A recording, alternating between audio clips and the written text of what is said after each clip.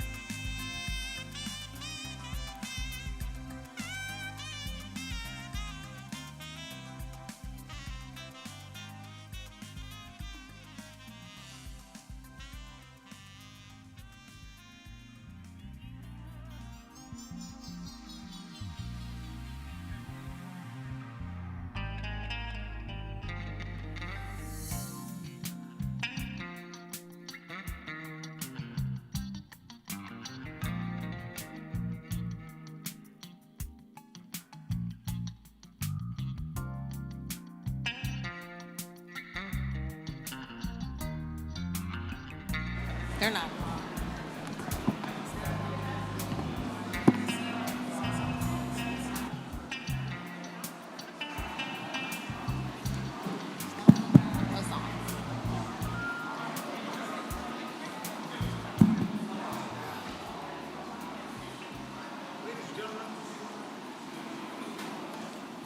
Ladies and gentlemen, good afternoon, and welcome to the Committee for a Better Atlanta Candidate Forum hosted by The Gathering Spot. Today's forum will feature candidates for mayor, city council president, and at-large districts.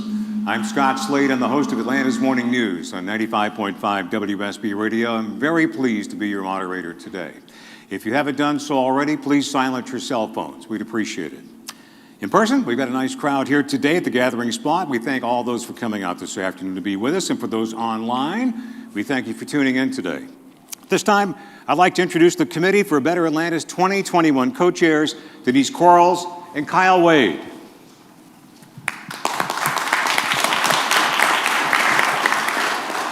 Thank you, Scott, and good afternoon, everyone. I'm Denise Quarles. I'm the head of external affairs for Siemens Southeast Region, and it is my privilege to serve as a co-chair for CBA 2021. And I'm Kyle Wade. I'm the CEO of the Atlanta Community Food Bank, and I'm also really honored to serve as a co-chair for this year's Committee for a Better Atlanta. And we are so excited to have all of you together in person today for today's forum, where we'll be hearing from candidates for Atlanta's mayor, city council president, and all of the at-large candidates for city council. We're so excited and thankful to Ryan Wilson and the Gathering Spot for hosting today's forum, both this morning's forum and this afternoon's forum, and especially given the importance of this year's election. As you know, this is going to be a big election year. What that means is that Atlanta's mayor, city council president, and all city council members are on the ballot. They're all nonpartisan positions.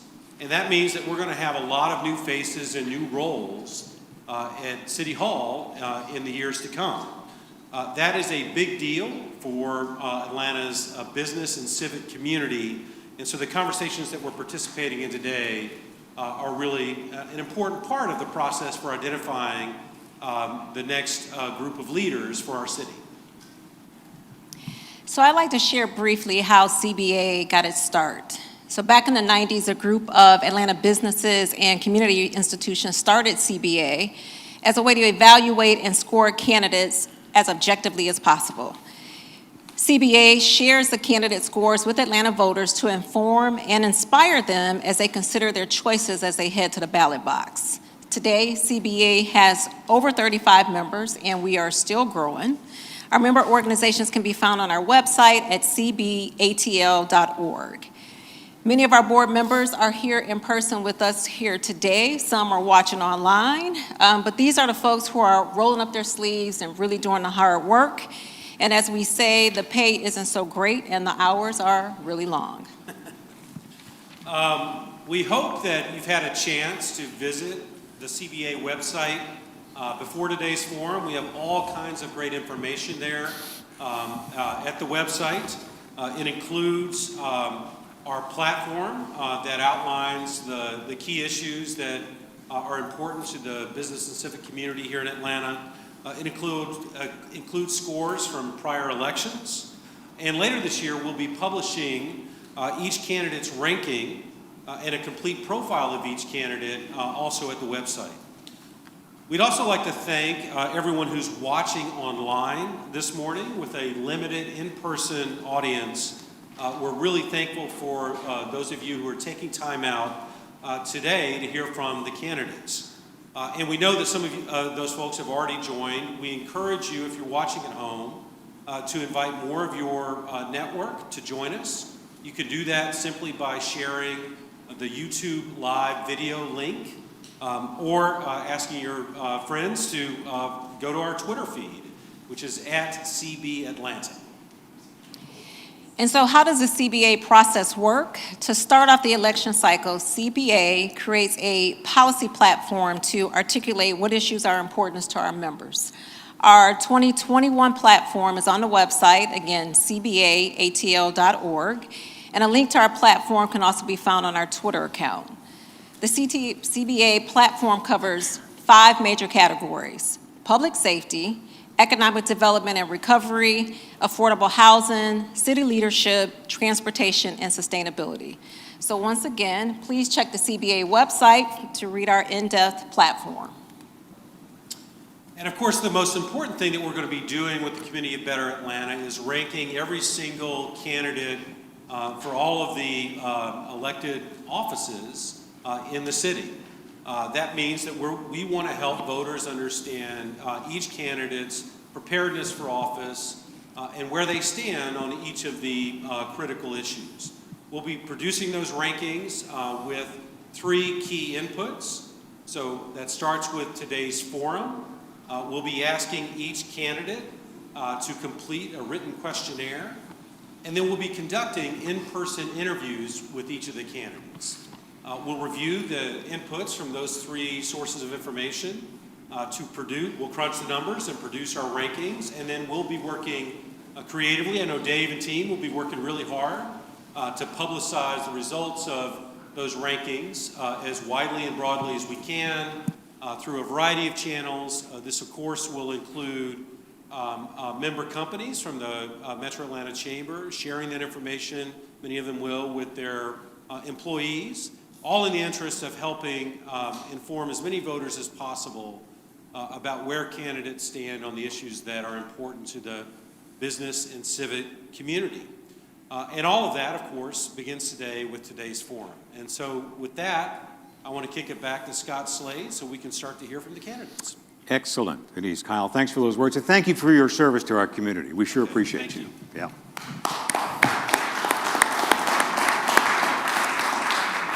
Our first panel today will be candidates for Atlanta City Council President. And if those candidates would please take the stage, I'll do some introductory remarks.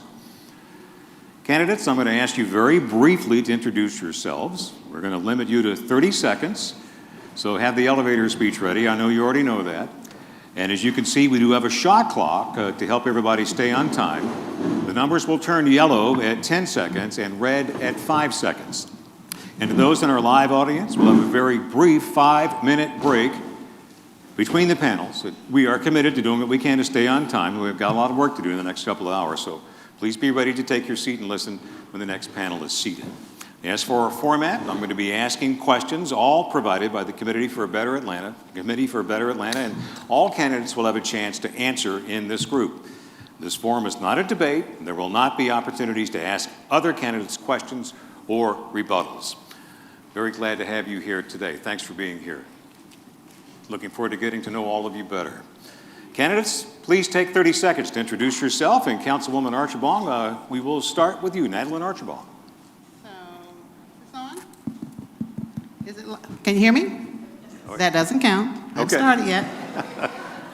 Hi, everyone. My name is Madeline Archibong. I have been a member of the Atlanta City Council for the past 20 years. I will be ready day one to do the work of working with our city council, who I know well, working with the administration, who I've worked with as an independent voice all 20 years, and this beloved city that I love. And so it would be my honor to serve at this higher level. I've seen where when the government works well and we're accountable and transparent to the public, that everyone does better, and I am committed to making Atlanta the best that it can be. Thank you. Thank you. Doug Shipman, take 30 seconds to introduce yourself. Good afternoon, I'm Doug Shipman. Since I came to Atlanta to go to Emory University, I've had an incredible journey. Being the founding CEO of the National Center for Civil and Human Rights, being the CEO of the Woodruff Arts Center, working in the private sector, I've been able to bring people together to get incredible things done to move our city forward. And right now, when we feel the city pulling itself apart and not working together, we need a city council president who can collaborate across the community to bring folks together to get big things done. Courtney English, please introduce yourself. Good afternoon, everyone. My name is Courtney English, and I'm a native Atlantan. Unfortunately, Atlanta is feeling less and less like home. Crime is on the rise, housing prices are on the rise, gaps in city services are on the rise, economic disparities are on the rise. Today, there's not a neighborhood in this city that doesn't feel left out or unheard. This is a now or never moment for our city. But Atlanta has always been an audacious city, a city that has taught the world how to get it right. And I'm running for city council president to make sure Atlanta lives up to its promise, a city where all can thrive. And Mike Russell, please introduce yourself. First, thank you very much for having me here today. My background is I'm a retired military officer. I've spent 28 years in law enforcement. In addition to that, I've traveled and worked around the world with different communities, ethnic groups, religions. I know how to bring people together. I know how to negotiate to come to good solutions, great solutions. I'm also a small business owner, and I know the challenges that small business owners face. I could have moved anywhere in the world when I retired from the military and came back to America. I chose Atlanta because I believe in this. I'm in this race because my fellow neighbors and friends urged me to run when they saw what I was doing, volunteering to help the homeless and the hurting in our community.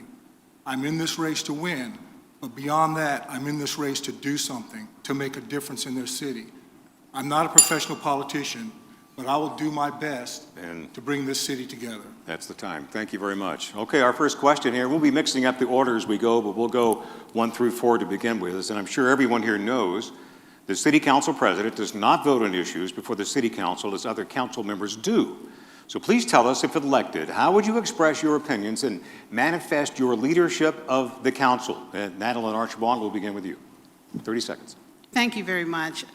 I've often said that when you see the vote, that is the last step in the process. The first step in the process is working together. It is talking about issues. It is trying to figure out the path forward for the greater good of the city. And so the actual vote is, again, that last step. And so as council president, I'll be working with the committee members. I'll be working with each chair. The first assignment of a council president is to select not only the chairs, but the composition of each committee. I will do that carefully, and we will continue that dialogue throughout the term. Thank you. Doug Shipman, how would you manifest your leadership of the council? 30 seconds, please. I think there are a few ways in which the city council president can make sure that both the council is effective and that the community gets what it needs. One, we have to make sure we have good data and good insights so that we have good information to work from. 2, collaborating both with communities to understand their needs and also with the administration so that a clear prioritization is undertaken on the agenda. And then 3 is also being someone who can think about bigger ideas. We've seen city council presidents in the past do well by championing big innovations, and I think we need more of that now. Courtney English, how would you lead the council? Having led a legislative body before as chair of the APS school board, I will execute the same way that I always have. I will create a big tent. I will work to bring more people into city government by creating a policy think tank that looks at bringing best practices home. I will work to create an equity scorecard that looks at the issues before council and rates those issues on their ability to create a safer, stronger, more equitable Atlanta. And while I don't have a vote, I do have a say, and I will use the platform and convening power of the office to identify a North Star and act with extreme urgency to tackle the biggest challenges that our city faces. That's what I did when I led the turnaround of our city schools, and that's exactly what I'll do at City Hall.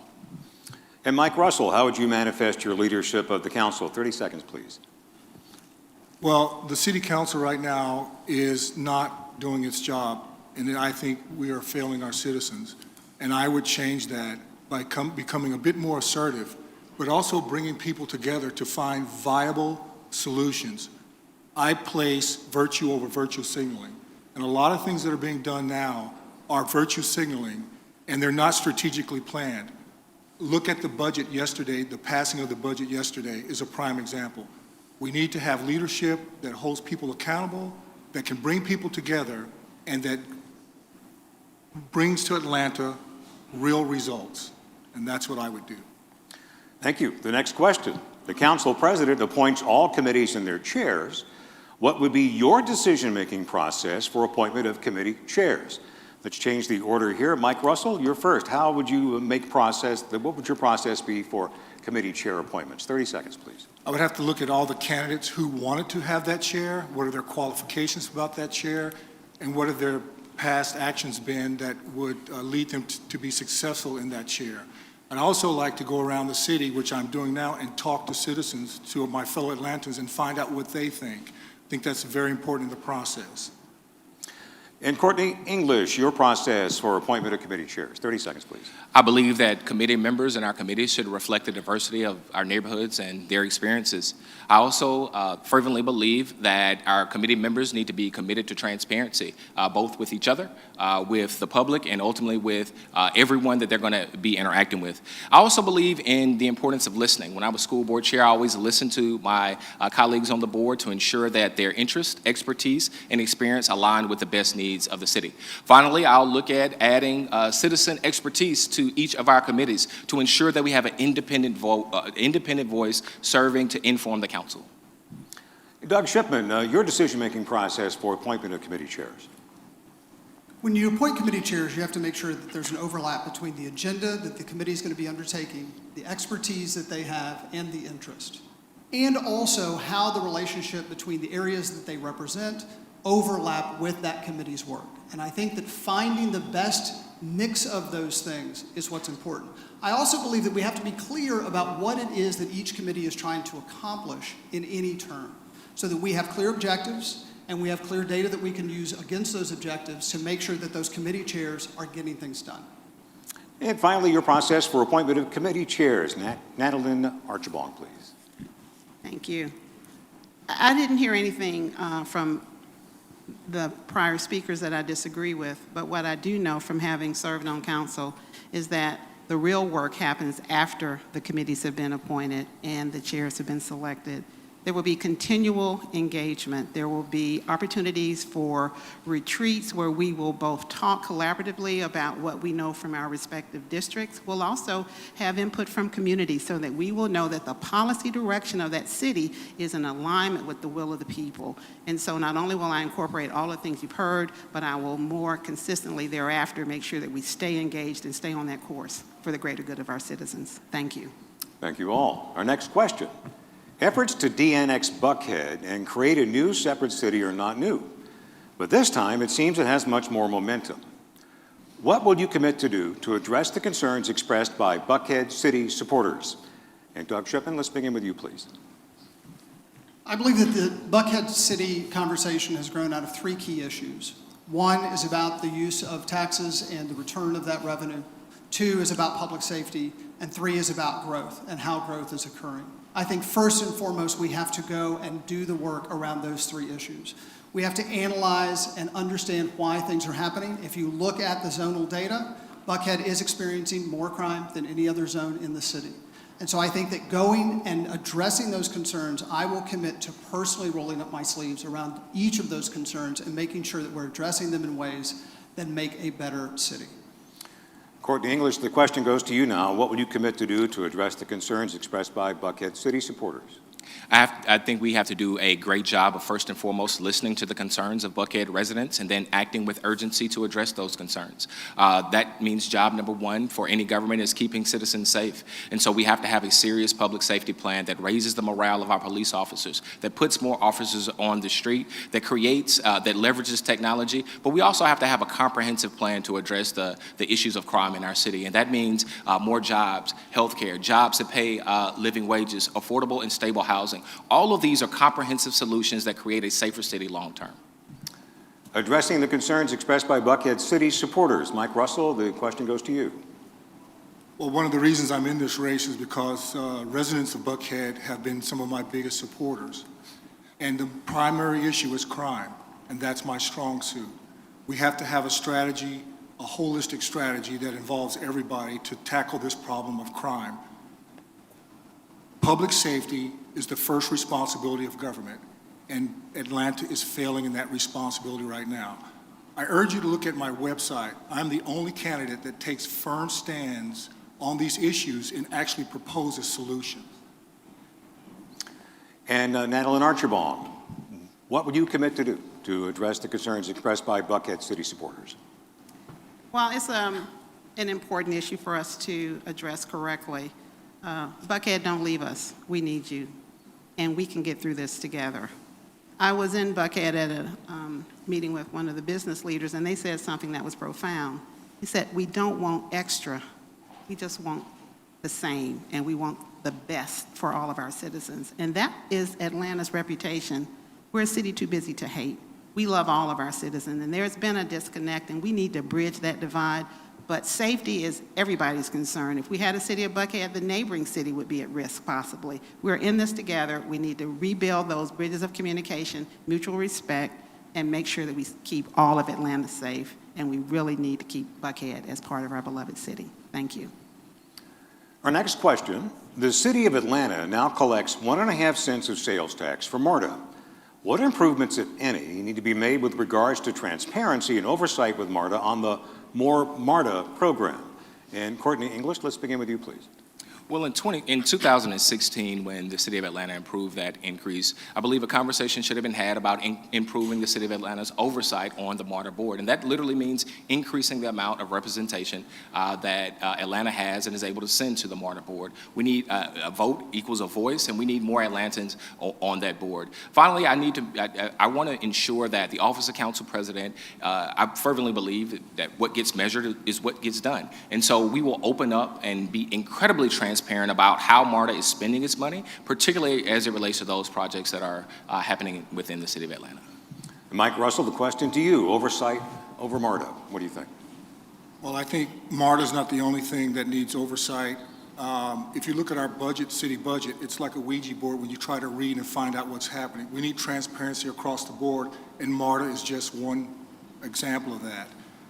I think that is one of the biggest problems in our city now, that people don't feel that they can trust their government, and we have got to change that. Integrity, leadership matters, and we've got to fix the process so that people feel like they're getting their tax dollars worth, that they know what's going on, and they can look and see exactly how their money, how their tax dollars are being spent.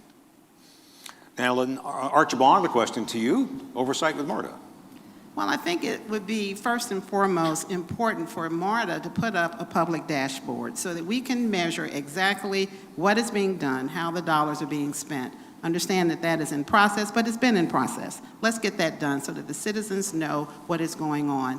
I know that MARTA meets every other week with our transportation department. That information needs to be shared with the public, and we need to have the dashboards of both our city government and transportation and MARTA more in alignment and more for public input so that we can then inform how the board responds to those needs. Thank you. And Doug Shipman, the MARTA question to you, please. We've seen the city struggle in several ways in making sure that funding goes from the city out in the ways that it should. I think that we need to make sure that we have shorter timelines for approvals and for oversight. I think we also need to prioritize so that we're not only working on long-term issues. We need to have short-term investments where people can see we're upgrading a station, we're putting a lane in place, we're upgrading this train so that people have confidence, so that then they have buy-in for the long term. So it's not only transparency, but it's also execution. We need to make sure we have better execution on those projects.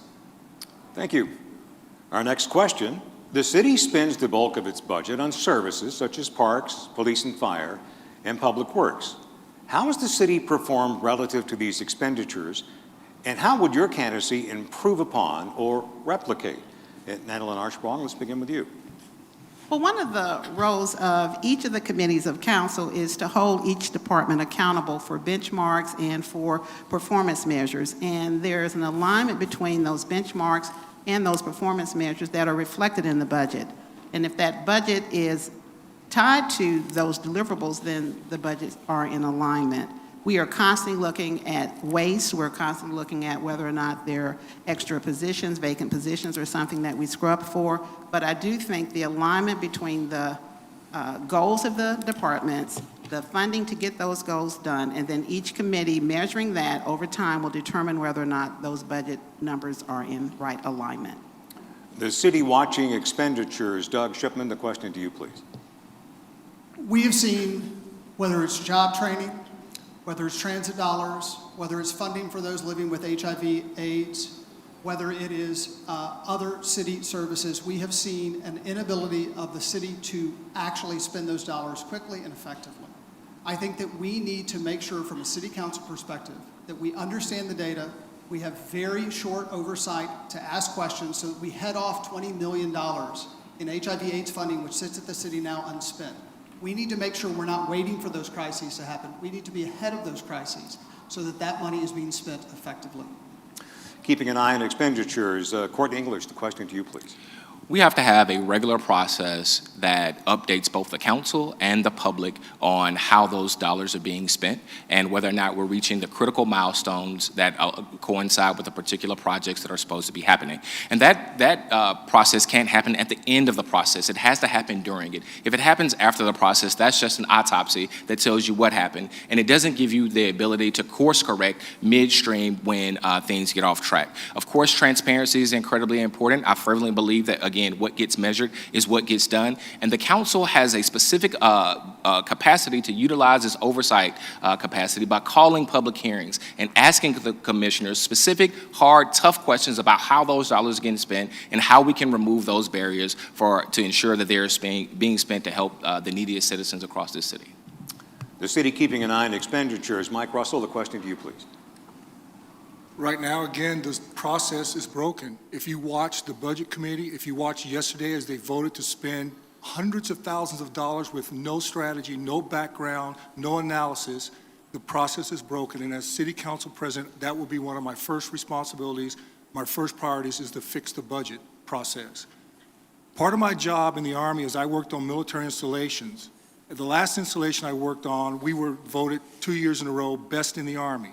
And part of that was budgeting, transparency, delivering services to residents, soldiers, and their families. I've done it before. I can do it again. It is a tough job. It takes dedication and hard work, and I will make it happen. Thank you. And our final question for our council president panel. COVID struck a devastating blow to the hospitality and tourism sector of our economy. What types of support are needed for restaurants and small businesses of the city of Atlanta to fully recover from the pandemic? And Mike Russell, let's begin with you. There is not one answer or one solution for that. I've talked to some business owners, large and small. One of their biggest problems is the backlog with the city approving permits and allowing their businesses to get back to doing business. We need to listen to them and find out what they need. I don't have all the answers, and I don't pretend to, but I know how to listen and learn from people. And when I talk to people, almost everybody has a little bit different problem than the other person. And one size will not fit all. We cannot solve this in 3 easy steps. We're going to have to listen to business owners and modify our actions to meet their needs. And as a small business owner, I know how difficult that is when you're just pigeonholed and people don't really listen to your individual needs and requirements. Courtney English, the question to you, please. The types of support needed for restaurants and small businesses post-COVID in Atlanta. Sure. Well, I spent the better part of last year helping to lead an eviction relief fund, a fund that started off as a $50,000 effort and has since raised $10 million to help 4,000 citizens throughout Metro Atlanta stay in their home. That will continue to be a main priority once I'm at City Hall. Second, we have to make a serious and significant investments in our small businesses, our restaurants, and in the arts community specifically to help them rebound from from the pandemic. Finally, we have to make some very big bets, and that means investing in things like universal early childhood education and removing financial barriers for folks who want to attend 2- or 4-year institutions at our community colleges and earn a degree and participate in the economy. The support needed for restaurants and small businesses post-pandemic. Doug Shipman, the question to you, please. First and foremost, we have $400 million at the city and at the county, Fulton County, that from the federal government, and we need to make sure that it is spent in a timely fashion. It has not gotten out the door yet, and the first way to make sure we're investing is to actually make the investments. Second, we do need to make sure that those that have been most impacted, small businesses, especially owned by women and people of color, neglected neighborhoods, small arts organizations, that's where we can get the biggest bang for our economic buck. So I think it's making sure that we are both getting those dollars out the door, but we also make sure that they are having the best impact that they can have as we go through this recovery. And finally, what types of support needed for restaurants and small businesses in the city post-COVID? Madeline Archibald. That is so big a question that 30 seconds isn't nearly enough time. I have many bars and restaurants in Council District 5, so I know firsthand, I've heard their stories and their pain. We wish we could do more in the alcohol licensing space. What we did do legislatively was waive late fees for those businesses who could not pay the multiple thousands of dollars to get their alcohol licenses renewed on time due to revenue shortages. We also need to look at our business licensing area. One of my colleagues suggested that that could possibly be a burden. I started a small business advisory council prior to COVID because of the income inequality issue, and that board is working very hard to identify the issues that are facing our small businesses, and our restaurants and bars is a critical component of our economy, and so I'm excited for that work. Thank you. Candidates, thank you very much for your thoughtful answers. I wish we had more time to continue this panel, but we have other business we'll need to get to as well this afternoon. Audience, let's give these candidates a great round of applause. They were wonderful. Thank you. So now the candidates on panel one are going to leave us. We'll welcome the panel of mayoral candidates next, and while that's happening, I want to say a friendly hello to the viewers who are watching this forum via YouTube Live. We appreciate you being with us. The folks at the Committee for Better Atlanta are committed to informing and educating Atlanta voters about these races. And please remember to follow us at CBA Atlanta on Twitter. We'll be right back.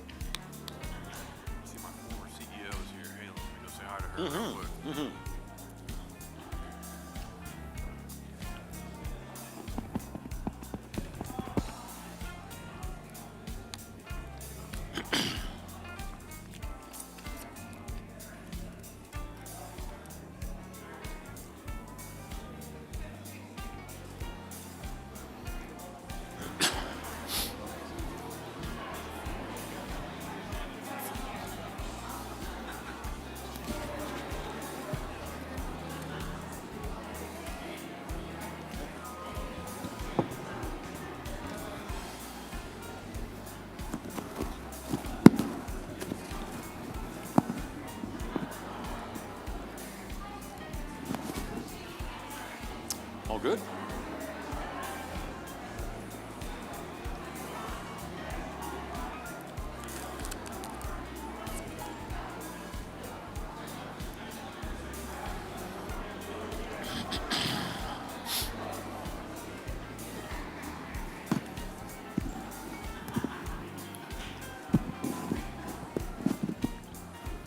Hey, good to see you. You should be able to see it from the backside.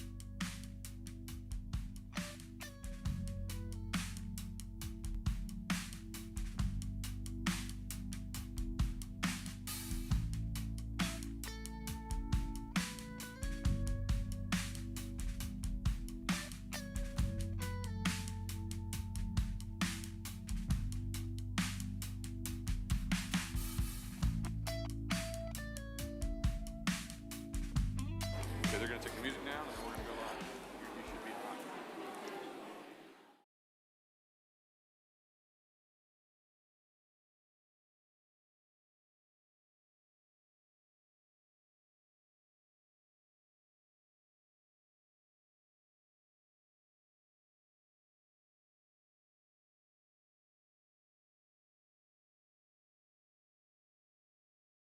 I'm going to ask you very briefly to introduce yourselves. We're going to limit you to 30 seconds. That's 30 seconds for each of you, not 30 for all the candidates up here. So as you can see, we do have a shot clock to help remind you at the time. The numbers will turn yellow at 10 seconds and red at 5 seconds. And as for our format, I'll ask a question that's been submitted by the committee. All candidates will have a chance to answer it in this round. Now, this forum is not a debate. There will not be opportunities to ask each other questions or for rebuttals. Are we ready to begin? It's great to have you here today. Candidates, please take 30 seconds to introduce yourself. And Felicia Moore, let's begin with you, please. Well, hello, and thanks to the Committee for a Better Atlanta to give this opportunity for me to share the vision that I have for the city of Atlanta. That's a vision where every neighborhood and every citizen feels safe, no matter their income bracket or where they live in the city. It's a vision that we pay tax dollars, we pay our dollars for our services, and that we get the services that we deserve. And it's a vision that is transparent, it's accountable to you as the citizens, and it's also done in an ethical manner. Thank you. Andre Dickens, please take 30 seconds to introduce yourself. All right, my name is Andre Dickens, and under my leadership as mayor, together, we will actually build the city of Atlanta that we dream of. I'm a native of Atlanta. I'm an APS graduate, a Georgia Tech chemical engineering graduate.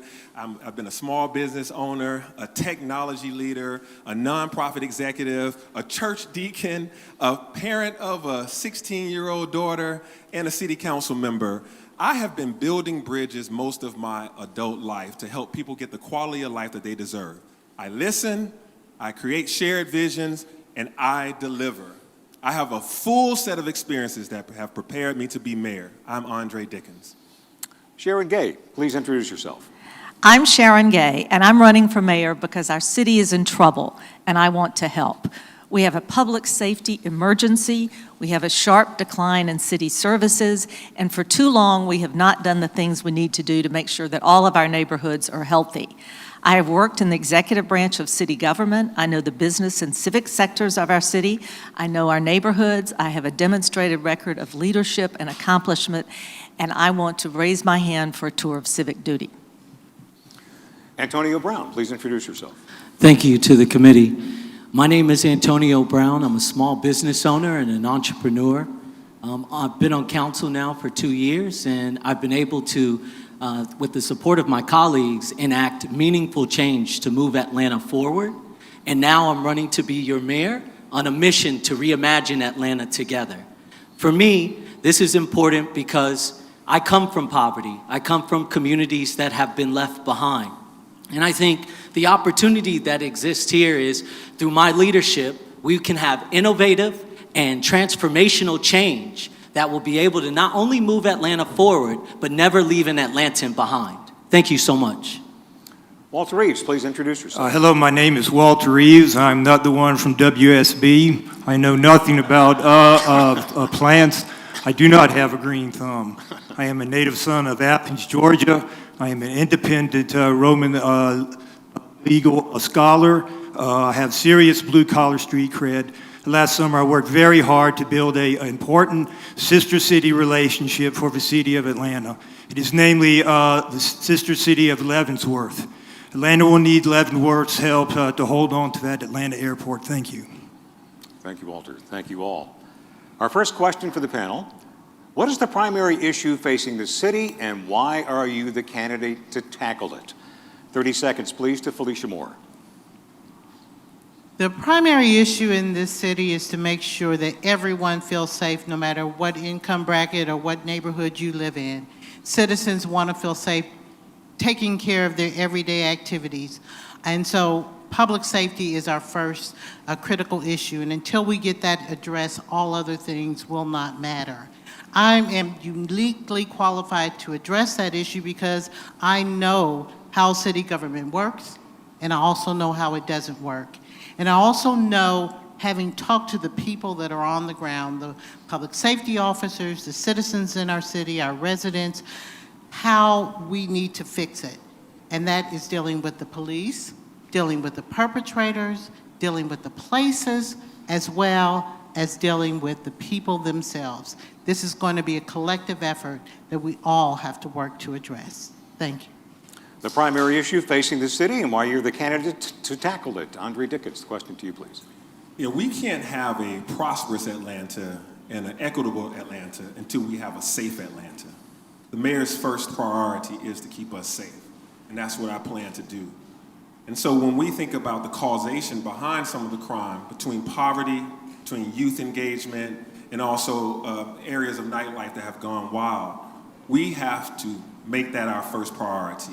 And I'm just a person to deliver, as I've helped so many people go from poverty to prosperity with my Tech Bridge technology training program that have taken people that are unemployed, underemployed, and helped them get $50,000, $60,000, $70,000 jobs for free.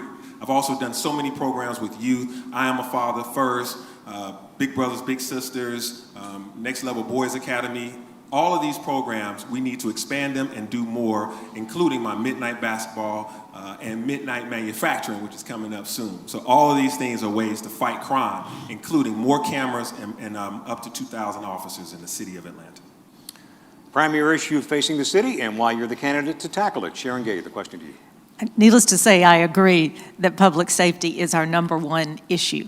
The most solemn duty of a mayor is to keep the city safe, and we are failing in that role right now. What's happening is different from what we have seen before. It is more random, it is more violent, it is everywhere. I'm a victim of crime myself, as are you. I was mugged 2 blocks from my house at 8 o'clock on a Tuesday night. And we cannot solve this with the same old techniques and tactics we've used before.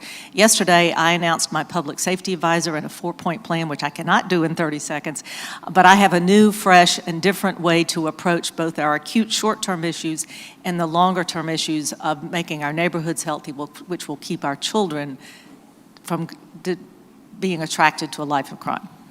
Primary issue and why you're the candidate to tackle it. Antonio Brown, the question to you. Yep.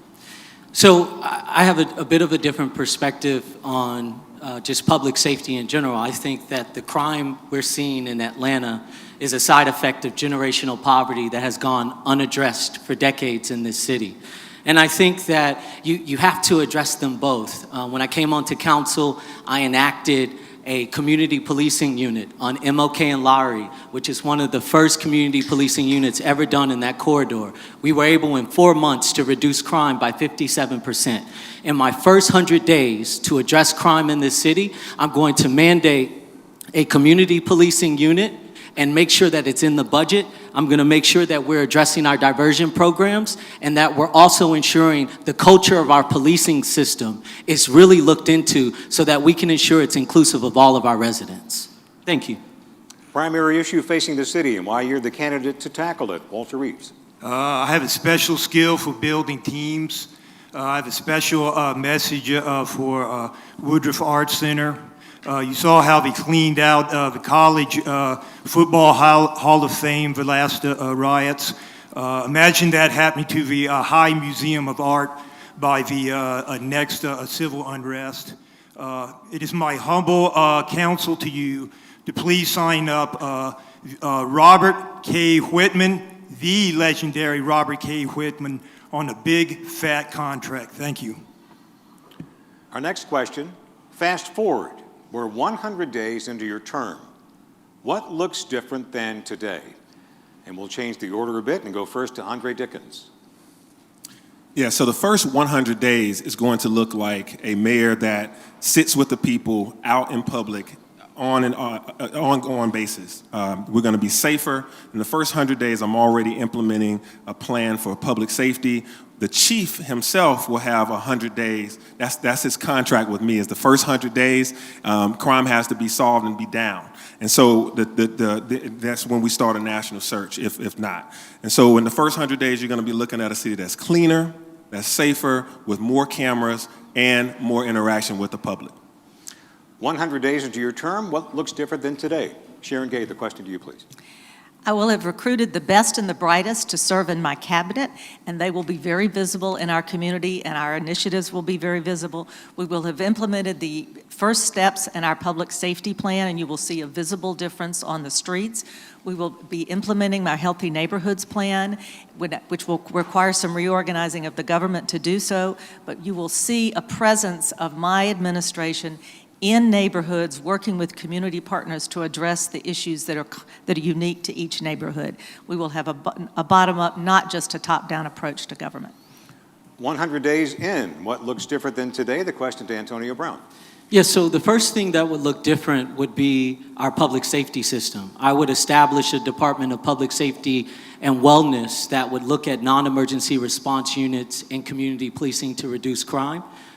And we would have a commissioner in which the chief of police and the Department of Fire, as well as a chief for non-emergency response, would respond to. I would also focus on jobs. If you're not addressing jobs in this city and putting people back to work, it doesn't matter how many officers you have on the street, crime's not going to be reduced. And I would do that through a $250 million workforce development bond that would be sustained through an employee opt-in payroll deduction. So this is how my administration would be able to attack these issues. 100 days in, Walter Rees, if you're elected, what looks different than today? I have a special skill for building teams. Atlanta should not be the next Olympic city to flop like Sarajevo. Sarajevo had once a Rotary Club. Atlanta has a Rotary Club.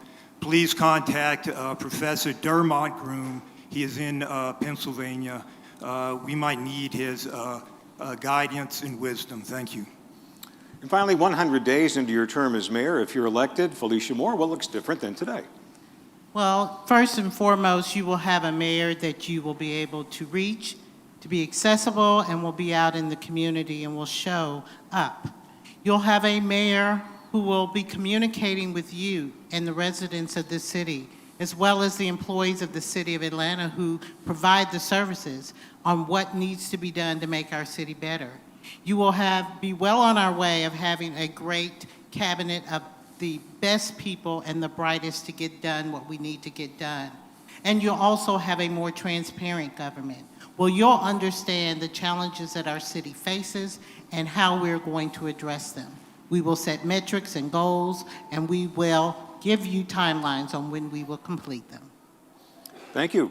Our next question, leadership is a team sport.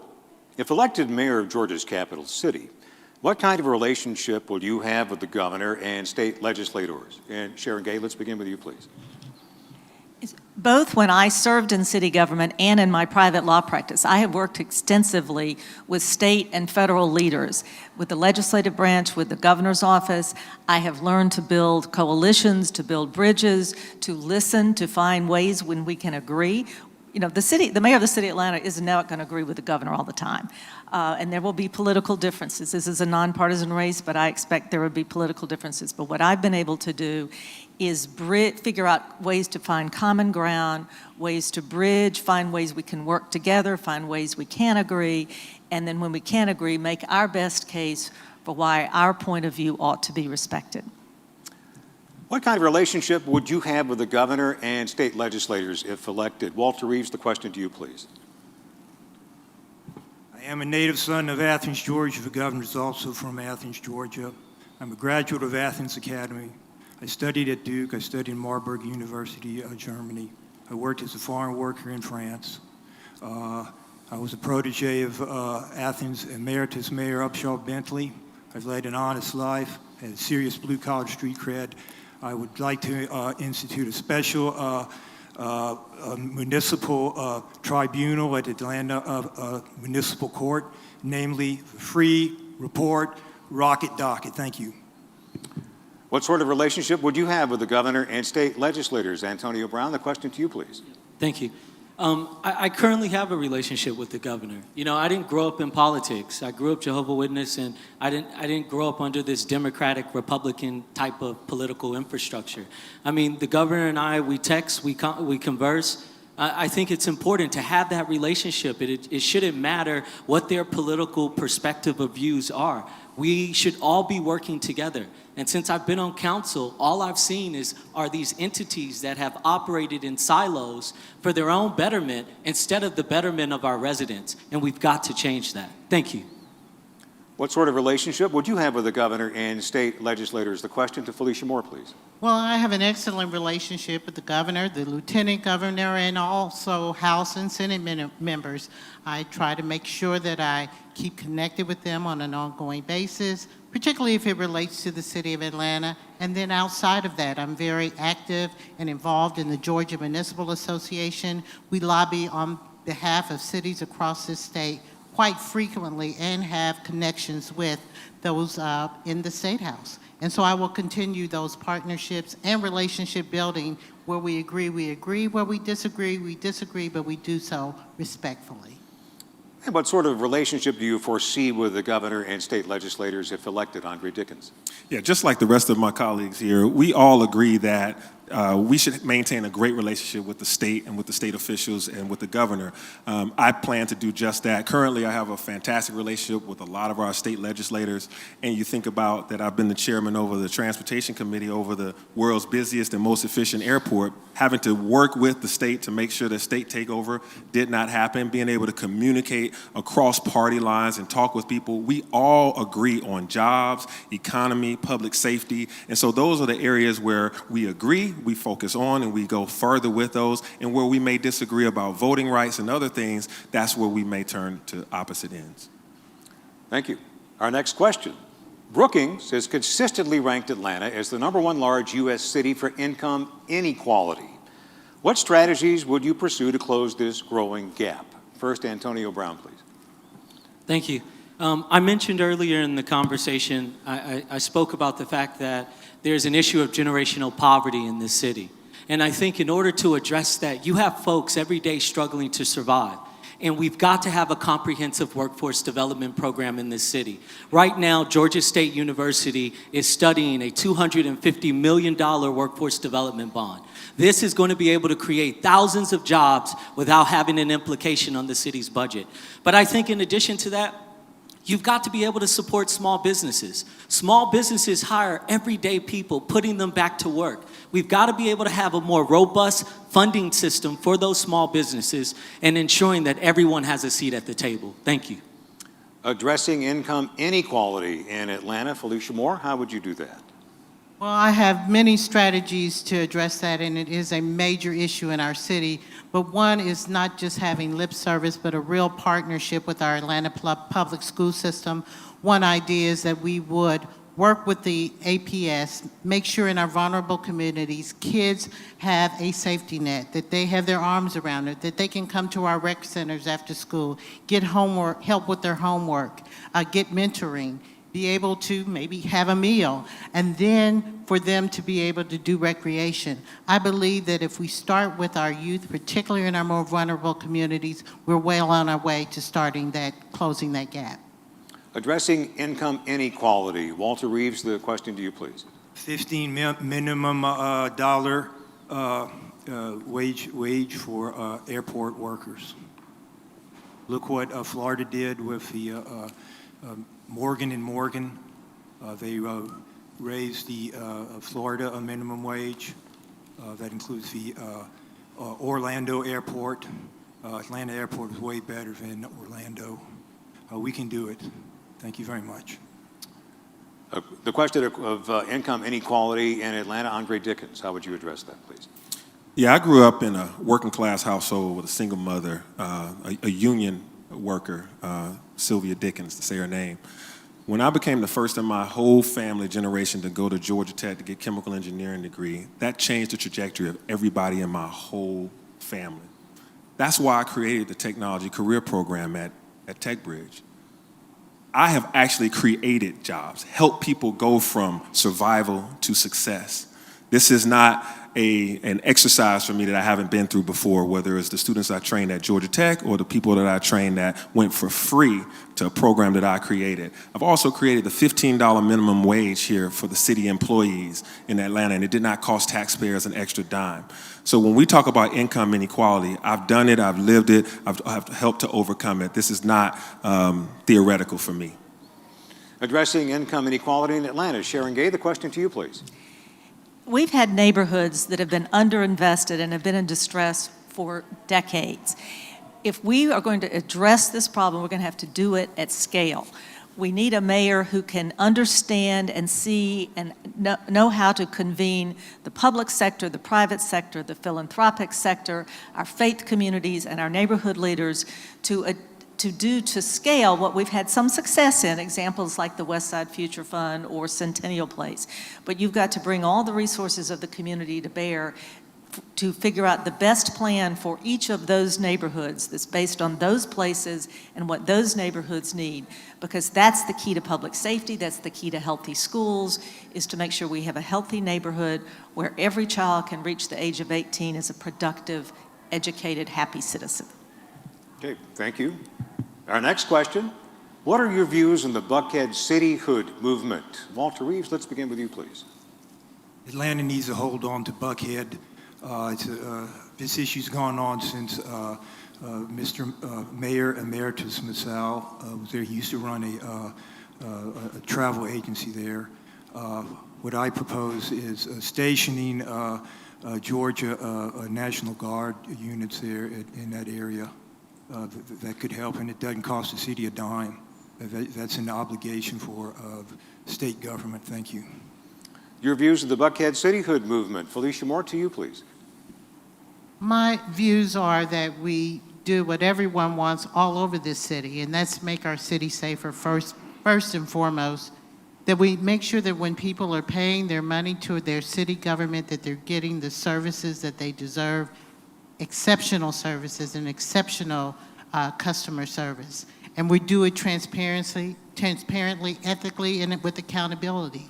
I believe if we address the issues, we take away any argument anyone would want to have to leave this great city that we have, Atlanta. Your views of the Buckhead cityhood movement. The question to Andre Dickens, please. Yeah, the first thing we do is we tell Buckhead, we want you to stay in the city of Atlanta. I've lived in Buckhead, I've lived in Midtown, I've lived in Southwest Atlanta. And I can tell you that in most cases, everybody wants the same thing. They want to feel heard and they want to be safe. And so what we do with Buckhead is we continue to make sure they know that we have our attention focused on them just like the rest of the city. And so we grew together. So Buckhead is intertwined with the city of Atlanta. We don't want to let that go away. And so we communicate with Buckhead, we share our time with Buckhead, and we make sure we deliver upon the promise of good quality services that they deserve. And Sharon Gay, your views on the Buckhead cityhood movement. Yes, Buckhead was annexed into the city when my mother was a teenager in Garden Hills, and I can't imagine her childhood home not continuing to be part of our city. The first thing I would do is show up. This is a cry for help. There are other parts of the city that have challenges, but Buckhead does not feel heard. The public safety issue is acute there, just like it is everywhere else, but the mayor has got to show up, has got to show that you care, has got to listen, has got to take seriously the concerns that Buckhead residents have, in addition to the issues that the rest of the city has. But we've got to address public safety, address quality of city services, and address accessibility of our citizens to the office of the mayor. And the question to Antonio Brown, your views of the Buckhead cityhood movement, please. You know, Buckhead represents 37% of the city's tax base. And in conversation with many of the residents, it's very clear. They want their communities to be safe, they want their roads fixed, and they want their businesses supported. When I go on the west side of Atlanta, they want the same thing. So this unconscious and unspoken divide that continues to perpetuate and further us from being able to come together and build the city together has got to end. And it starts with communication. We've got to rebuild the trust and communication with Buckhead so that they understand that we understand their plight and that we can come together and solve the city's issues together. Thank you. Our final question for our mayoral panel. Metro Atlanta is the headquarters of 16 Fortune 500 companies, 29 in the Fortune 1000, and we're home to many, many more medium and small businesses. What role should Atlanta's business community play in relation to city government? And Felicia Moore, let's begin with you, please. Well, our small businesses and all businesses are the lifeblood of our city, and they provide the jobs that our residents have. They provide revenue for our city. And particularly after coming out of COVID, my vision is that we continue to support them. We find ways, particularly with some of the federal funding we're having, to really get and help those most vulnerable, those that were hit hardest through the pandemic, so that we make sure we keep restaurants and other facilities. So small businesses is a crucial part of our city government, and I will be very supportive of them. Thank you. Andre Dickens, what role should Atlanta's business community play in relation to city government? Yeah, Atlanta continues to have a great economic boom right now. And we know, my time on Invest Atlanta's board, working with the chamber, we know how to attract headquarters and hubs.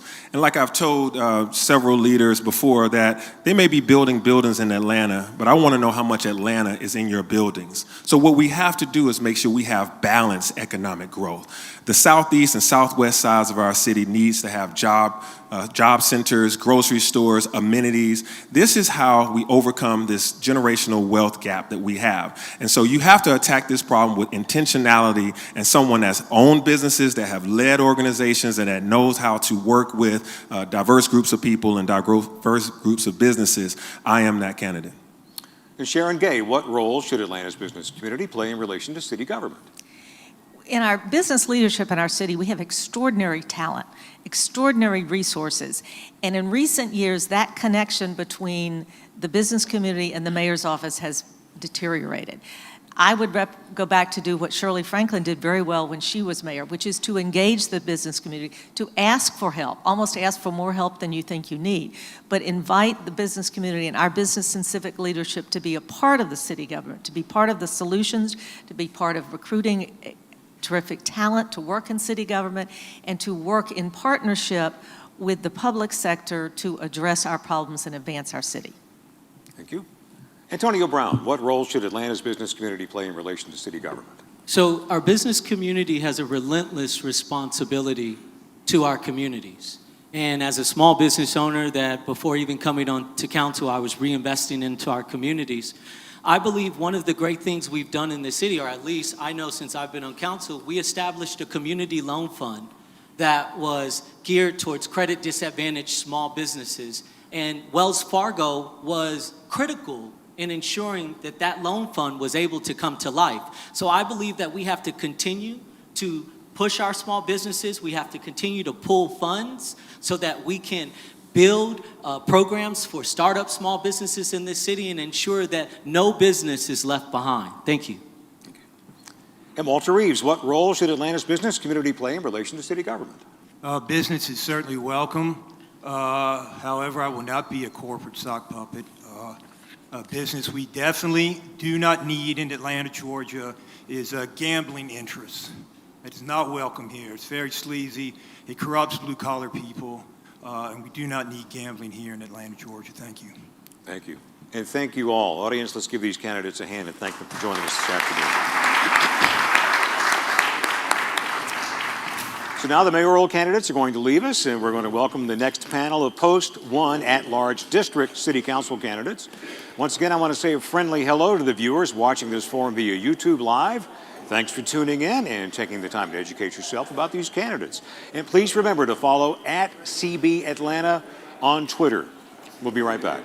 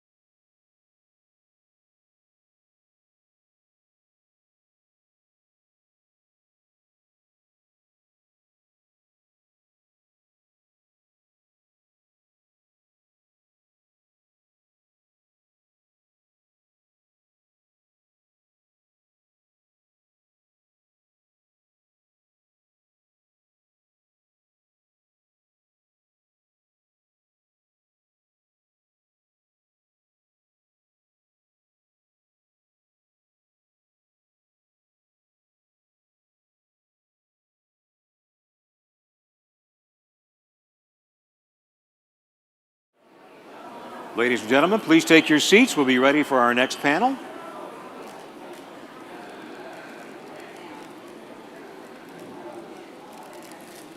Once again, I'm Scott Slade from 95.5 WSB Radio. It's great to have you with us today at our Candidates Forum. And the second to last panel of candidates, we have candidates for Post 1 at-large district. Candidates, here shortly, I'll ask you to briefly introduce yourselves. You'll have 30 seconds apiece to say hello. As you can see, we do have a shot clock to help keep track of time. The numbers will turn yellow at 10 seconds and red at 5 seconds. As far as our format, I'll ask a question that has been prepared by the committee. All candidates will have a chance to answer the first 2 questions. We'll switch up the order each question, and the last question then will go to all candidates at the end. This forum is not a debate, and there will not be opportunities to ask other candidates questions or rebuttals. Once we get past the first 2 questions, not every candidate will get every question. So, if we are ready, candidates, please take 30 seconds to introduce yourself, and we'll start with Michael Julian Bond.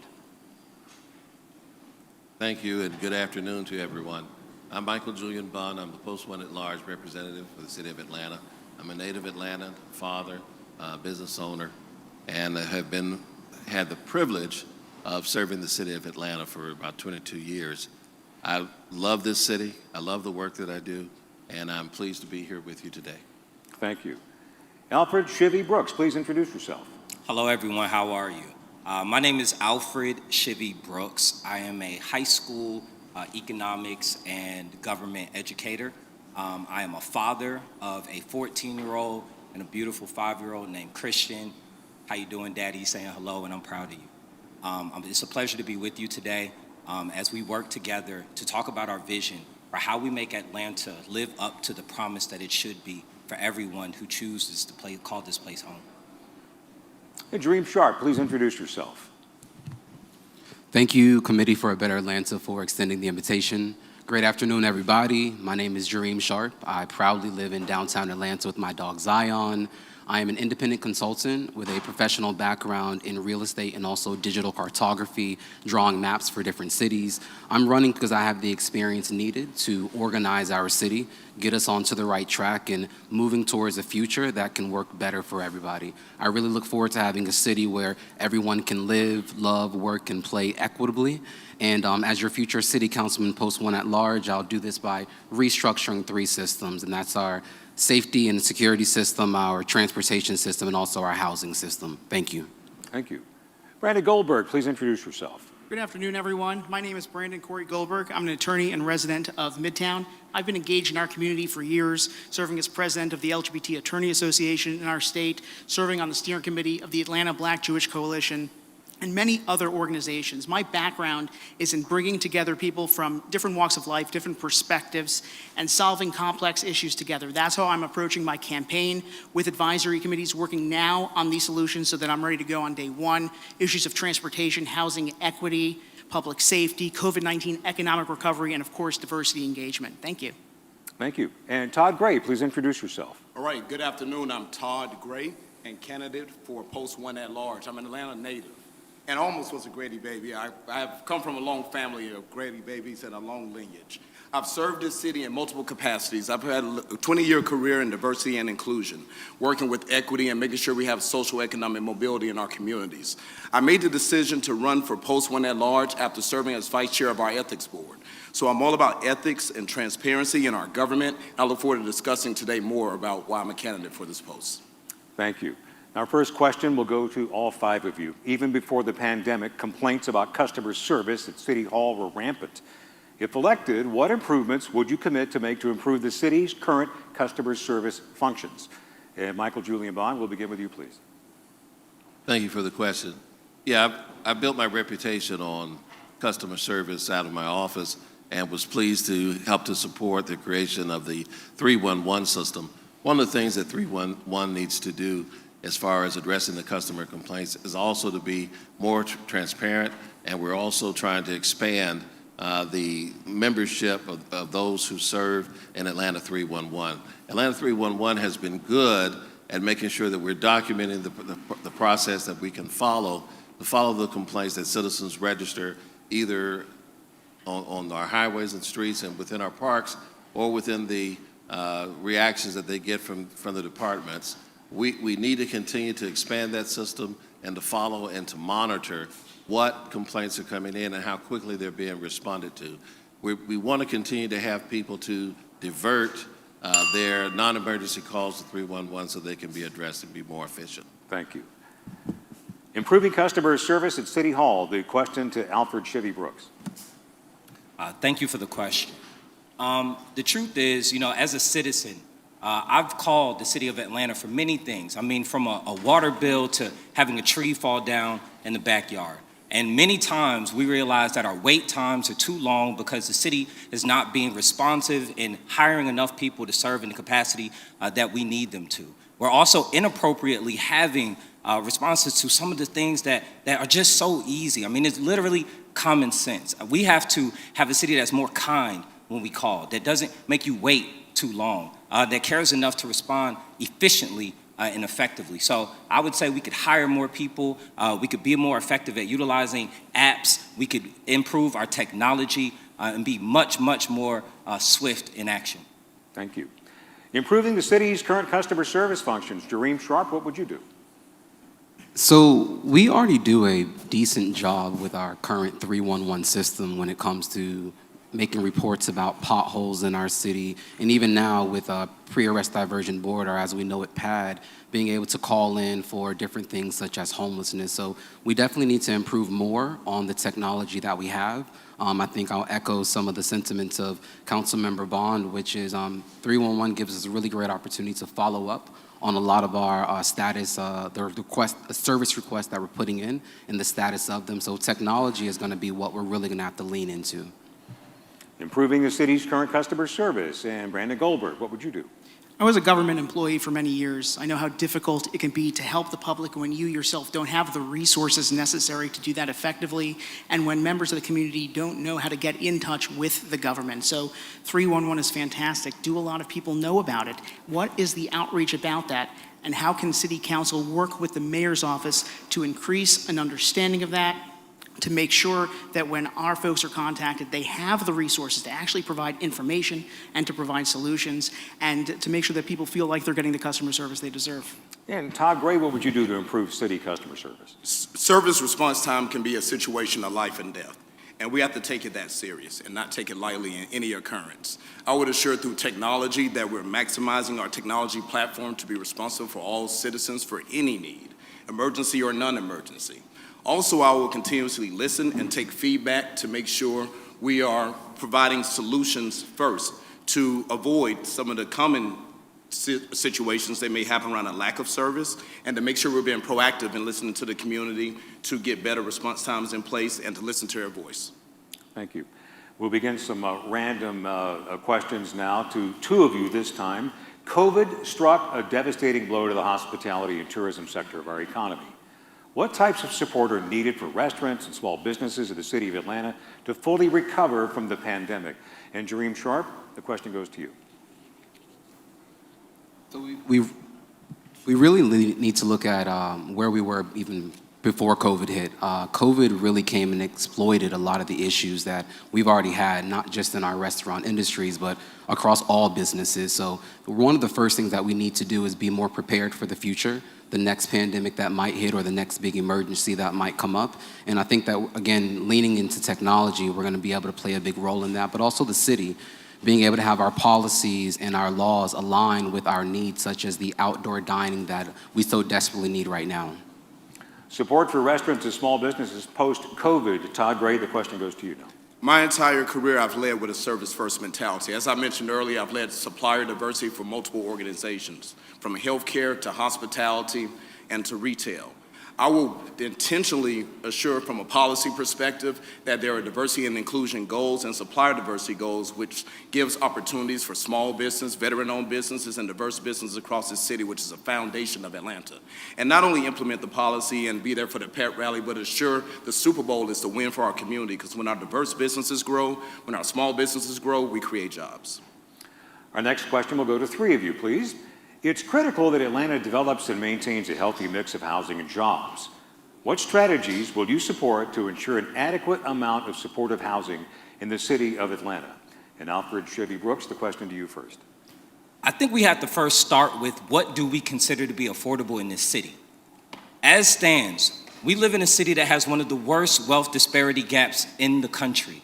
And what that looks like is when we determine what area median income is, we are actually seeing an inflation of what that looks like. So I'm a teacher. Starting wage for a teacher is $46,300 in the city. Area median income at 80% is $47,000. We have literally only built 5% of our new building as affordable housing. So if we are to want to have affordable housing for everyone who deserves to have it, who should be eligible for it, we're now having to have a new conversation about what is affordable. So that looks like maybe 50, 60% AMI. Beyond that, we have to hold our builders accountable. If you say you're going to build a certain percentage of affordable housing, we have to hold them accountable to doing so. And not having these builders, these developers in the pockets of people who are in office and not holding them up to account for what they say they're going to do. Strategies you would support to ensure an adequate amount of supportive housing. Todd Gray, the question goes to you. It would be in the development and working directly with the owners and the companies coming into Atlanta and ensure that we have equity for all citizens from all income levels.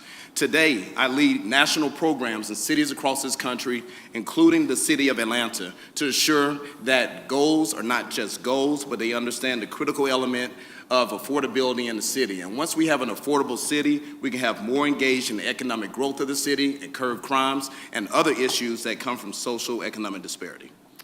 To Michael Julian Bond, what would you do to ensure an adequate amount of supportive housing in the city of Atlanta? Well, what you proposed, I've already performed. I was the author of the $50 million housing bond a few years ago, supported the creation of the next affordable housing bond that we just passed last year. We've made sure that we have put in place initiatives with all city incentives for people to build affordable housing. Also, I've passed legislation to use the city's surplus housing. Its first reuse to be that for affordable housing. Until Atlanta is good for all citizens, all income levels, then Atlanta's not good. So we've made good on that effort to put in place those initiatives so that we can have more affordable housing built in our city. The next question will go to Mr. Goldberg and Mr. Sharp. It's no secret morale is down with Atlanta's police department. What would you do to improve retention and recruitment of police officers to APD? Brandon Goldberg, let's begin with you.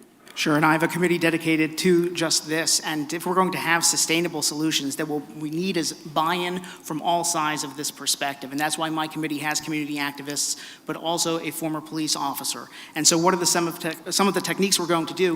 When it comes to recruitment, we need to recruit from all corners of the city so that folks are policing their own neighborhoods, so they know the residents, so they know the business owners and vice versa. In terms of retention, we need to make sure that bonuses are protected, that salaries are protected. I agree with President Biden and President Obama that the vast majority of police want to do good, and we need to empower them to be able to do that.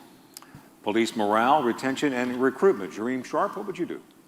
We first really need to look at the compensation package and making sure that it's comprehensive, where it's including things such as housing incentive packages or programs or down payment assistance programs, because at the end of the day, we really need our officers to be living in the communities that they're also patrolling.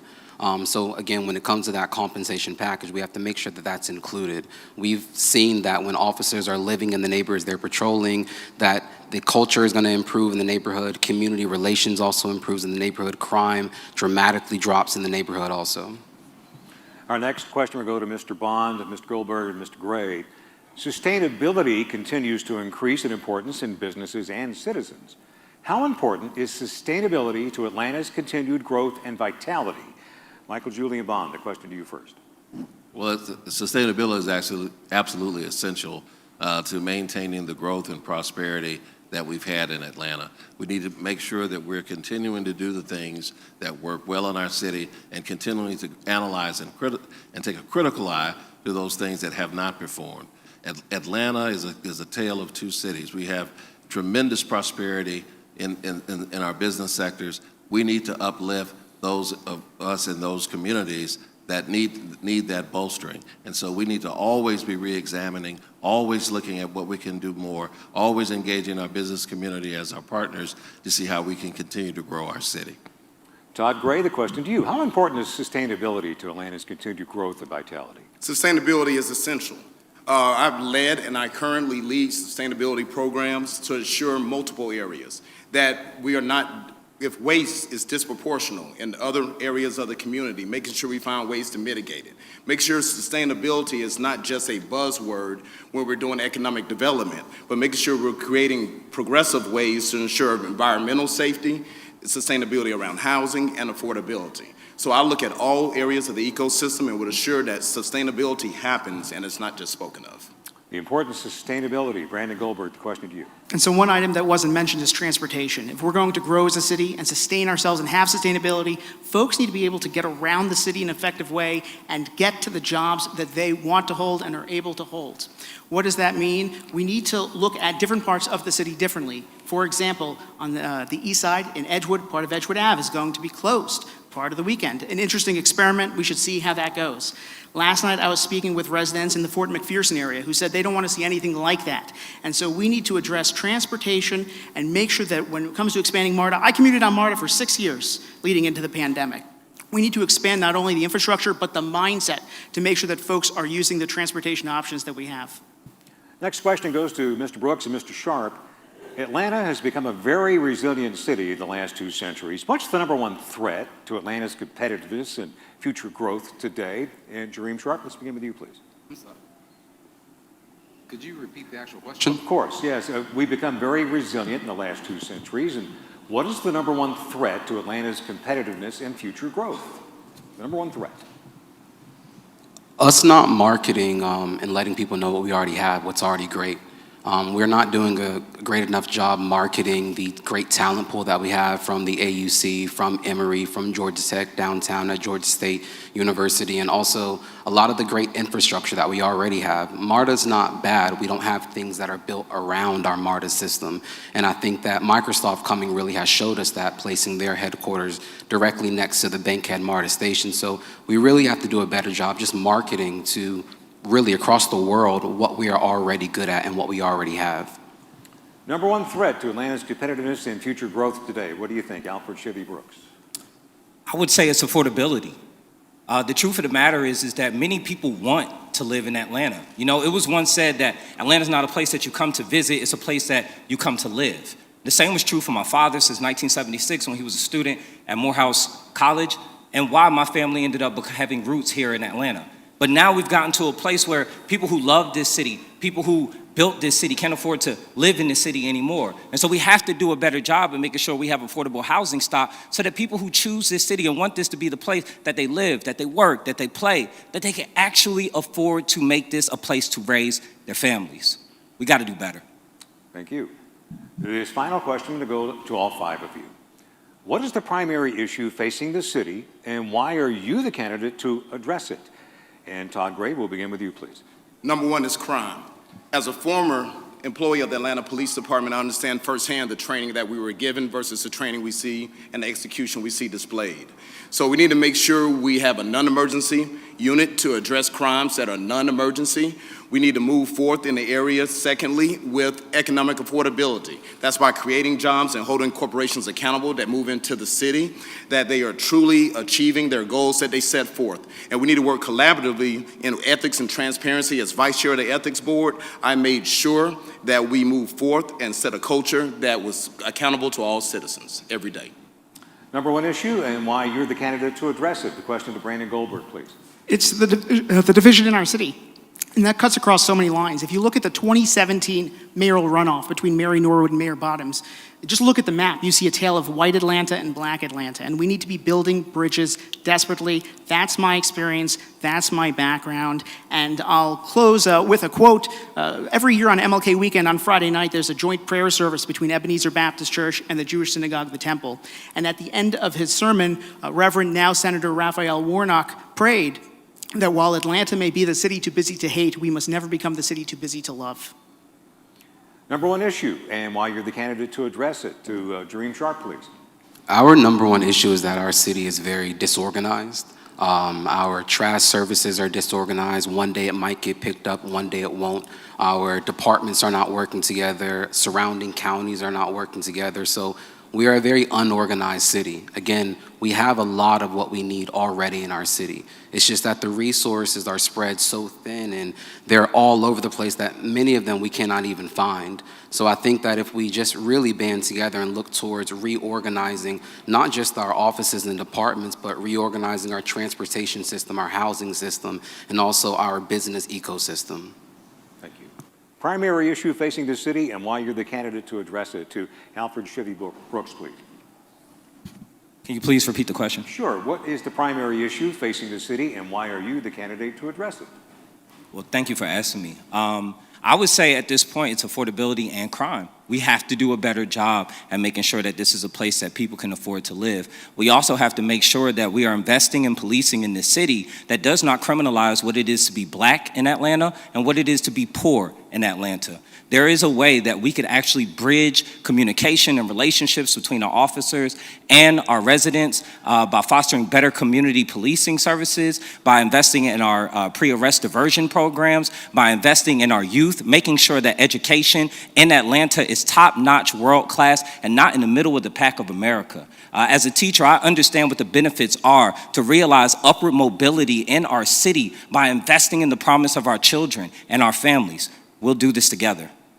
And finally, the primary issue facing the city and why you're the best candidate to address it. To Michael Julian Bond. Thank you for the question.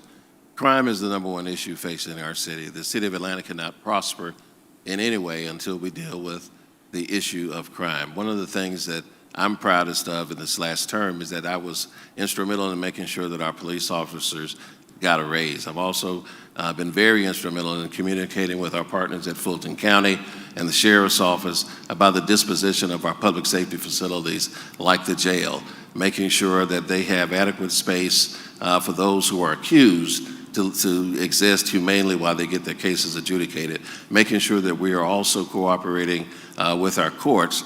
I've introduced legislation to make sure that our bail reform laws are working appropriately, that we're supporting the kind of programs like the PAD program, et cetera, that are going on. But we also have to make sure that while we put these programs in place to ameliorate the suffering of Atlantans, we must also understand that criminals don't know political jurisdictions. We've got to have a strong presence on public safety across the board, and that means bringing the entire community together and sending a message to those who would do wrong that you won't do wrong in Atlanta. All right, thank you all for being with us today. Audience, let's give our panel a great hand. Thank you. So now the Post 1 at-large candidates will leave us, and we're going to welcome our last panel of Post 2 and 3 at-large district candidates. Once again, a friendly hello to the viewers watching this forum via YouTube Live. Thanks for tuning in. I'm going to the trouble to educate yourself about these candidates. And please remember to follow us on @CB Atlanta on Twitter. We'll be right back in just a moment.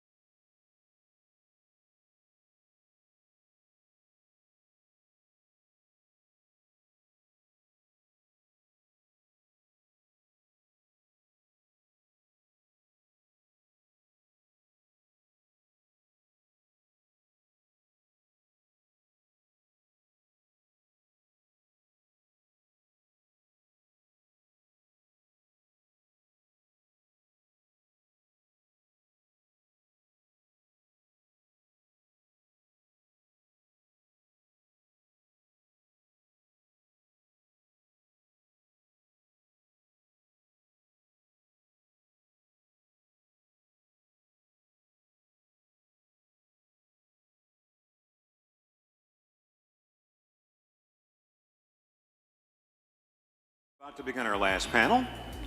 Excuse me. This is the final panel of candidates. We have candidates for the post 2 and 3 at-large districts. Welcome. We're very glad you're with us today. Candidates here shortly. I'll ask you to briefly introduce yourselves. You'll get 30 seconds apiece. We do have a shot clock for your convenience to help you to end on time. It'll turn yellow at 10 seconds and red at 5 seconds. It'll be 30 seconds for each answer like the other panels.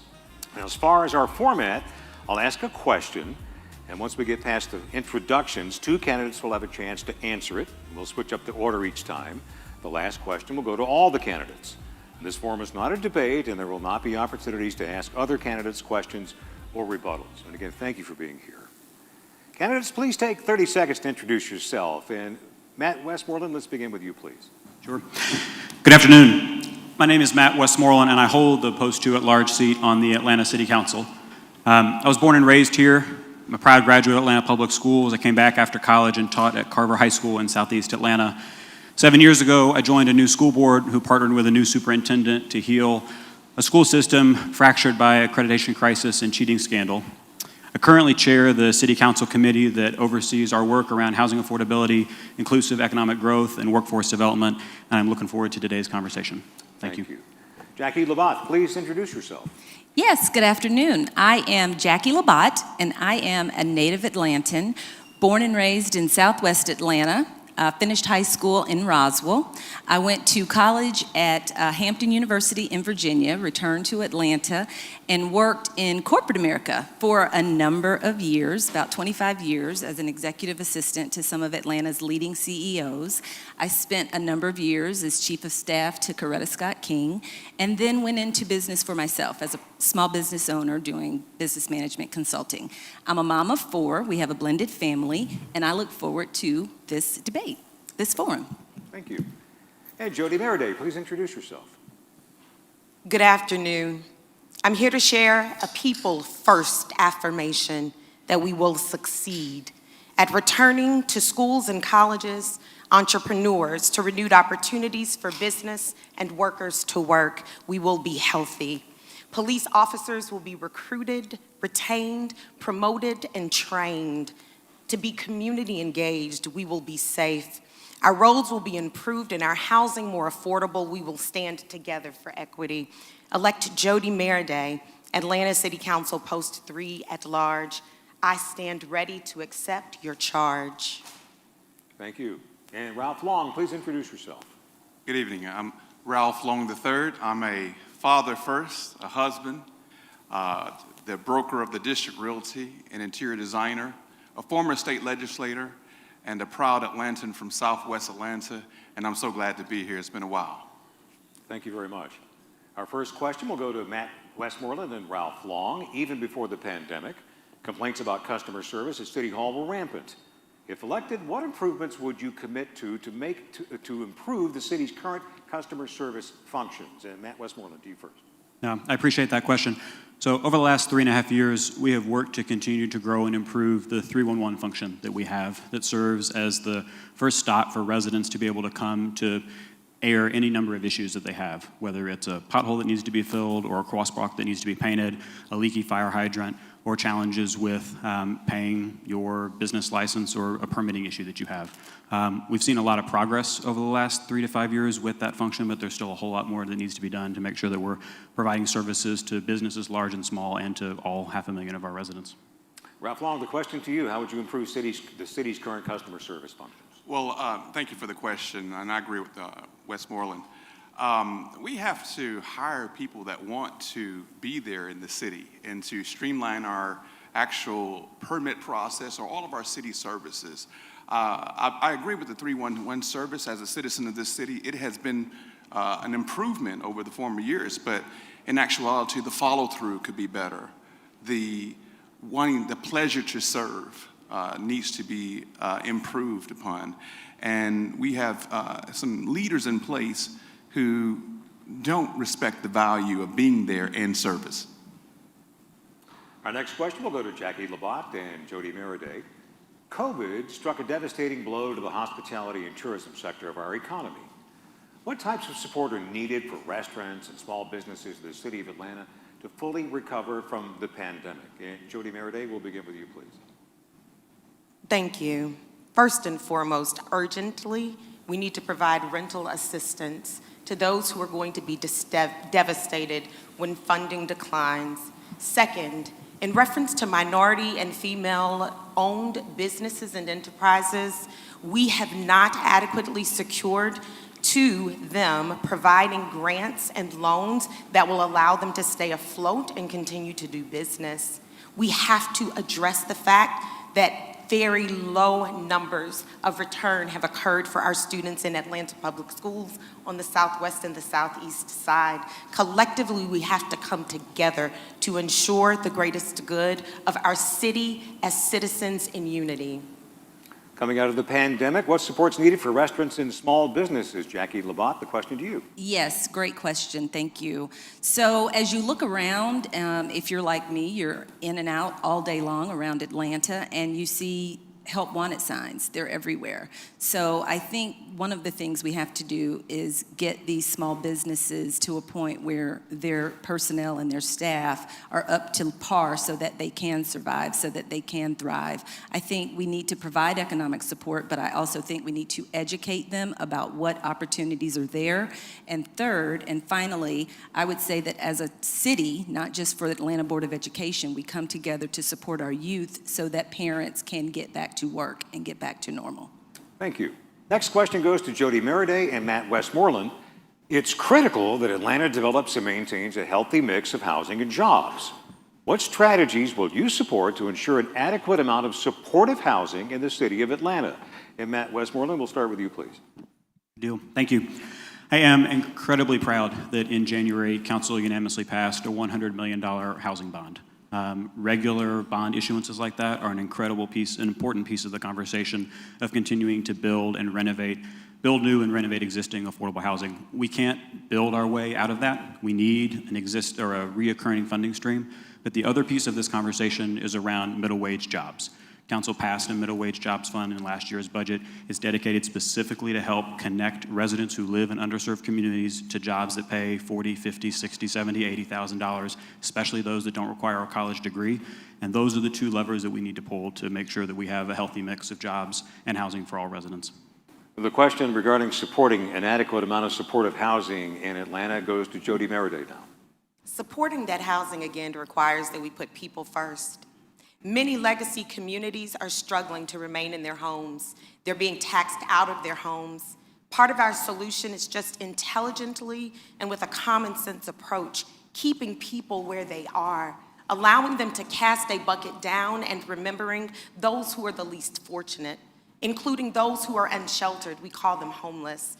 But providing wraparound services and stable housing to them should be at the forefront of our priorities. Lastly, the bond mentioned by Mr. Westmoreland is critical. We can edify, strengthen, and extend it and develop partnerships with persons that are committed to affordable housing for citizens.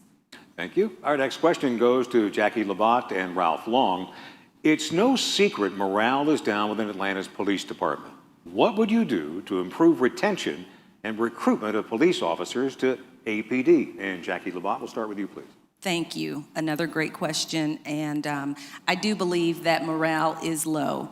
Police officers are in a very rough period right now, as we all are. They are trying to do their jobs, but they are not feeling supported. A key issue is going to be support from not only the administration, but also developing critical partnerships and collaborative relationships across the community so that they feel supported from the community. And there needs to be some give and take. With respect to reform, they need to open their mind and understand that there need to be some changes, but I feel as they're able to do their jobs and as they feel supported and as people feel safe, morale will go up. Improving morale, retention, and recruitment of APD officers. Ralph Long, what would you do? Well, thank you for the question. I think we need to give them more money, but along with that money comes with a professional standard that gets commitments from them that they want to stay with the city. And as a real estate broker, we need to bring back the programs that incentivize them being in the communities and actually giving discounts to some of our houses to encourage them to be in the city of Atlanta. And then to accompany that as well, we need a robust program that markets the professionalism and changes of police officers. We need to actually raise the standard of the individual officers that we hire to make sure that they encompass and know their whole community and not adverse to our community. Thank you. Next question to Matt Westmoreland and Jackie Labatt. Sustainability continues to increase in importance in businesses and citizens. How important is sustainability to Atlanta's continued growth and vitality? First to Matt Westmoreland. Incredibly important. Three things come to mind. One is that we need to lead by example. As we build new fire stations and police precincts, rec centers and swimming pool pavilions, they need to be built with the highest energy sustainability in mind. Second is that as we incentivize, whether it's using the $100 million housing bond or lease purchase bonds at Invest Atlanta, that we're working with the people who are building new projects and designs in Atlanta to make sure that they're holding themselves to the highest energy and sustainability guidelines. And then third is working with partners, whether it's the Public Service Commission at the state or with Georgia Power, to continue driving towards the city being 100% clean energy by 2035 in all of our doings, and then encouraging that with the rest of the city by 2045. The importance of sustainability to Atlanta's continued growth and vitality. The question to you, Jackie Labatt. Yes, sustainability is huge. I mean, when you talk about transportation, you talk about MARTA, you talk about people in walkable, livable communities, you talk about the airport. Atlanta is a hub. Atlanta is vibrant and thriving, and we want to continue to have that vibrant and thriving growth, but in the sense that people don't feel safe, sustainability also can take a back seat to that. So I think first and foremost, you have to realize that safety is there, but in a sustainable community, we'll have, I'm sorry, my son just called. Okay, thank you. Next question to Jody Meriday and Ralph Long. Atlanta has become a very resilient city in the past 2 centuries. What is the number one threat to Atlanta's competitiveness and future growth today? The number one threat. And Jody Meriday, let's begin with you, please. Indeed, we've become a tale of two cities. We're divided. Crime, affordable housing, and income inequality. I was bused from Southwest Atlanta to Northwest Atlanta to attend Warren T. Jackson and Sutton Middle School because there was a vision and a dream that we would be united beyond the civil rights. We've got to affirm and ground ourselves in all that we do to move forward in that dream. Equity first. That can resolve a portion of crime. We can't arrest ourselves out of crime because it is absolutely necessary to empower and address poverty. We've got to provide affordable housing that is safe, and we've got to look at pay equity that ensures that families can eat and live and breathe peacefully and in sanctity. Number one threat to Atlanta's competitiveness and future growth. Ralph Long, the question to you. Yes, thank you. I would say crime, jobs, and traffic. And I wish I could combine crime and jobs to CROBS or something. We need jobs on the south side to bridge the gap of the income inequality. We have to market Atlanta. It's so top heavy, and I love Buckhead. I grew up in Buckhead. But going up to Buckhead and then looking on the south side, we all know it's a world of it's a world apart. And so we need to look at the whole pie. When I was in the former legislator, I focused on the whole pie, the Republican side, the Democratic side. I focus on the whole body, and that's how we need to approach Atlanta to make it more marketable. Okay, thank you. Our final question will go to the entire panel. What is the primary issue facing the city of Atlanta, and why are you the candidate to address it? And we'll go in reverse order the way we started, and Ralph Long, we'll begin with you, please. Well, I come from a long line of being here in Atlanta, being a citizen. I was a former legislator. I love Atlanta. I've built coalitions in the past. I've grown up in the city. I'm not perfect. I don't put forth to acknowledge that I'm perfect. But I want to thank Maynard Jackson, too. We have the alphabet system of NPUs.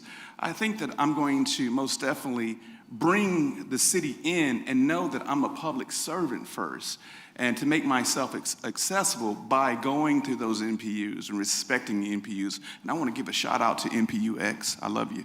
Love you guys. Thank you. The primary issue facing the city of Atlanta and why you're the candidate to address it. To Jody Meriday. Equity. I'm a battle-tested leader who in 1,800 incidents following the Atlanta Public Schools scandal stood with the community to bring forward their concerns and find paths to resolution. I'm prepared day one to deal with a post-COVID Atlanta that is going to require innovative approaches, partnerships with the business community that integrate and deliver resources, and people first, so that we together collectively live in unity and uplift our beloved Atlanta. What do you think is the primary issue facing Atlanta, and why are you the candidate to address it? Jackie Labatt. Yes. In talking with constituents in the last 3 weeks, and even prior to that, there is no way around crime. I think crime is the #1 issue in Atlanta right now. I think a bigger issue in terms of moving Atlanta forward, though, is the division. You talk about the city of Buckhead, but again, that surfaces a lot around service, around crime, around needs being met. I think we have to come together as an at-large city council person. It would be incumbent upon me to have my footprint across all 12 districts to show up, be present, and be heard. Thank you. Thank you. And finally, primary issue facing Atlanta and why you're the candidate to address it. Matt Westmoreland. It forms the heart of the CBA platform. It's income inequality, it's disparate health outcomes, it's racial and social justice, it's housing instability. Over the next 4 years, that looks like creating a reoccurring funding stream for affordable housing. It means partnering with the Atlanta public school system and the business and philanthropic community to provide universal early childhood education. It means investing in infrastructure and making sure that Renew 2022 and T-SPLOS 2022 are making investments all over this city. And it means focusing on crime and safety and making sure that we're filling the vacancies that exist in the police department, that we're doing it with folks to respond to emergencies and non-emergency situations, and that we're appropriately and adequately training our folks, and that we're doing that in a facility worthy of the folks that we're asking to protect and service. It's widely thought that one of the highest forms of public service is running for public office. Thank you all for being here and for your thoughtful answers today. Ladies and gentlemen, let's give our panel a big hand. Thank you. I want to thank all of our viewers who watched today, live streamed on YouTube, and I want to thank again the Gathering Spot for being our host for today's candidate forums. The Gathering Spot, truly a place to bring people together, and we can't thank them enough for opening their space to CBA and to our forum this afternoon. And please follow us on Twitter at CB Atlanta. Now, there's a video archive of the panel today, especially if you tuned in later, missed the panel discussions this morning. Just go to the website, cbatl.org. So check that out, along with a lot of other CBA resources there. It's been my pleasure to be your moderator today. I'm Scott Slade from 95.5 WSB. Don't forget to vote. The election's just 5 months away. We'll see you again soon. Thank you.